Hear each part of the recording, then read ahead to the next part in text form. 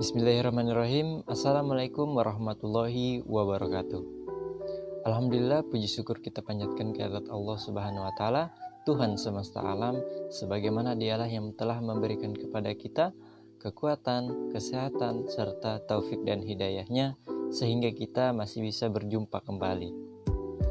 Baiklah, kami dari kelompok 3 akan mempresentasikan materi kami mengenai penjualan pribadi. Nah, sebelum ke pembahasan selanjutnya, kita perlu tahu dulu apa itu penjualan pribadi.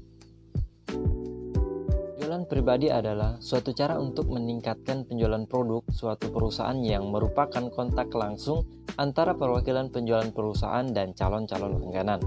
Tidak seperti alat-alat komunikasi yang pasif dengan para pembeli seperti iklan, tatap muka dengan pelanggan mendorong suatu pendekatan yang lebih aktif, di mana perwakilan penjualan lebih mampu untuk menjelaskan secara lengkap dan terperinci suatu produk, menasehatkan dan menjawab pertanyaan langganan tentang produk, dan bila memungkinkan mendemonstrasikan cara bekerjanya produk.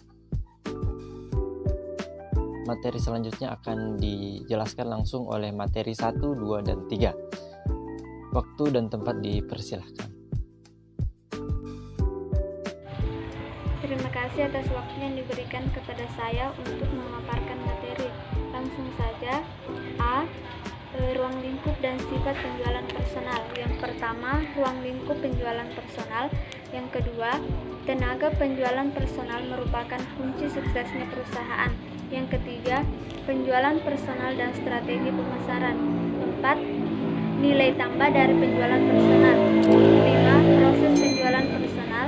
6. Menyelaraskan proses penjualan personal dengan proses pembelian.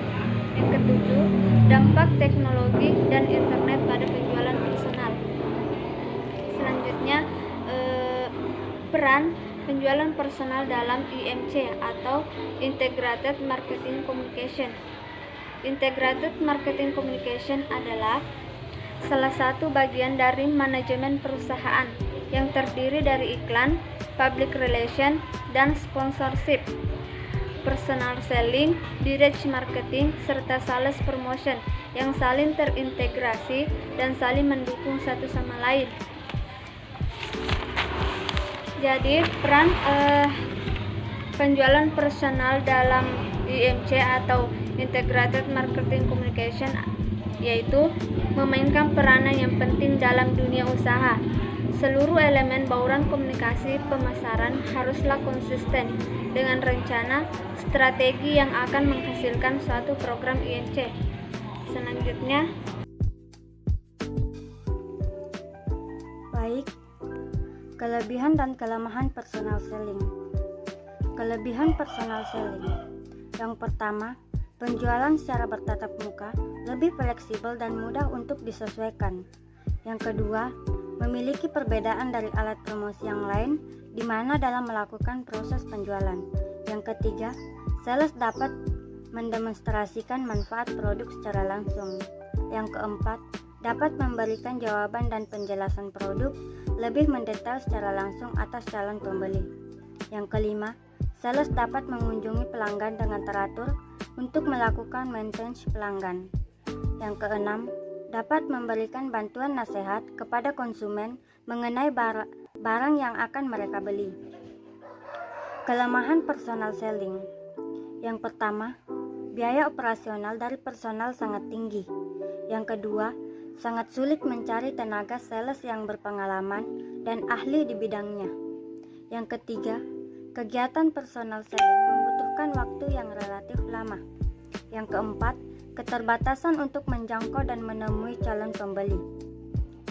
Selanjutnya, bauran atau kombinasi penjualan pribadi dengan cara promosional lainnya.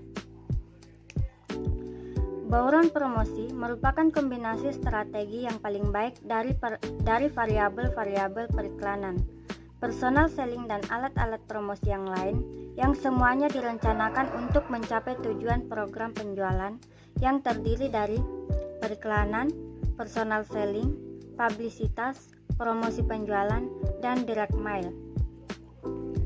Baik, untuk materi selanjutnya dilanjutkan kepada teman saya. Baik, kali ini saya akan membacakan materi pada poin D, yaitu mengevaluasi upaya penjualan pribadi atau personal selling. Para sales promotion harus dikelola secara baik. Para sales promotion akan memiliki kemampuan, motivasi, dan kinerja yang berbeda-beda. Dari awal perekrutan, kita harus mencari sales promotion yang memiliki motivasi positif untuk bekerja sebagai sales promotion yang efektif.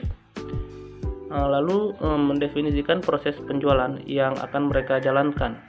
Mereka harus memberikan jabaran tugas secara jelas sehingga mereka dapat bekerja dan memenuhi goals dari masing-masing tugas secara baik.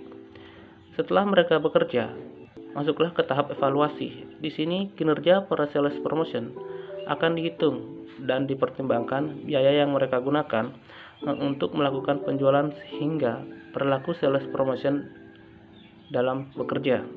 Baik, demikian pemaparan materi yang dapat saya sampaikan. Saya kembalikan ke moderator. Dari pemaparan materi sebelumnya, kami dapat menarik kesimpulan personal selling adalah bentuk komunikasi yang dilakukan secara tatap muka antara penjual dengan calon pembelinya yang bertujuan mengenalkan produk dan membentuk pemahaman konsumen atas suatu produk sehingga mereka mau membelinya. Peranan personal selling sangat dibutuhkan untuk mencapai sasaran yang diinginkan, karena komunikasi pemasaran merupakan usaha untuk menyampaikan pesan atau informasi kepada publik, terutama konsumen sasaran mengenai keberadaan suatu produk atau jasa. Adapun ruang lingkup penjualan pribadi yaitu internet, telepon, antar muka atau tatap muka, dan telekonferen. Baik, itulah tadi pemaparan materi dari kelompok 3. Saya ucapkan banyak-banyak terima kasih, mudah-mudahan bermanfaat untuk kita semua. Saya akhiri, wallahul muwaffiq ila aqwamit thoriq. Summa assalamualaikum warahmatullahi wabarakatuh.